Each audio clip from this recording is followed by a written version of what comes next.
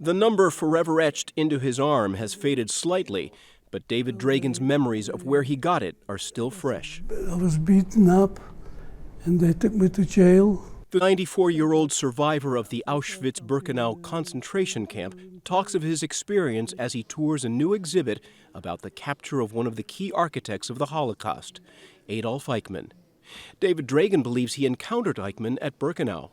When they caught me with some bread, they took me in a room. There were about 10, 15 high assessment. I think he was there too.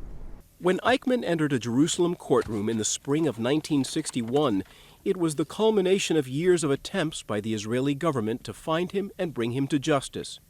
The backstory that led to that moment is now on vivid display at the Illinois Holocaust Museum in Skokie. Titled Operation Finale, the exhibit brings together original artifacts that were only recently declassified by the Israeli government and curated into an immersive experience by former Israeli intelligence officer Avner Avraham. 6 years ago, I was a Mossad employee and I found some boxes with the very rare stuff from the Operation Finale, the capture of Adolf Eichmann. And I decided to put a small exhibition in the Mossad headquarters. Mossad is Israel's equivalent of the CIA, and in the late 1950s, Mossad was tipped off to a love story involving Eichmann's son Klaus and this teenage girl, Sylvia Hermann. Sylvia's father, a German Jew, had fled to Argentina with the rise of the Nazis. Eichmann and his family also made their way to Buenos Aires after World War II, evading Allied capture. But when Sylvia's father recognized the last name of the boy she was dating, he notified Israeli officials.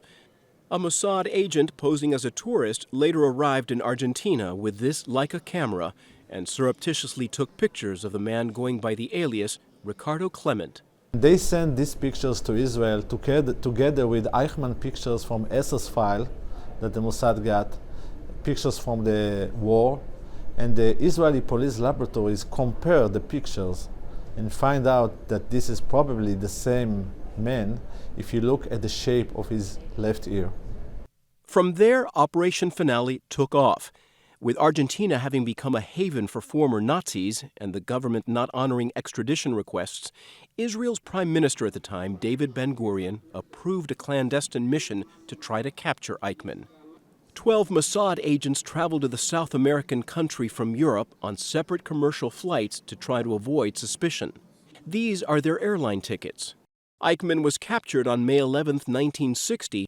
He was taken to a safe house where the possessions he was carrying at the time are part of the display.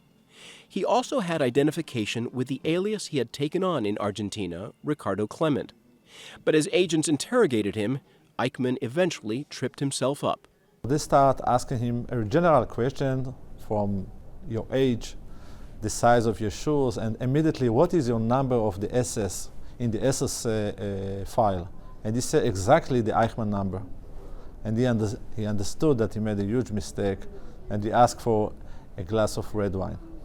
Eichmann was smuggled out of Argentina on the only Israeli airline El Al flight to ever travel to that country.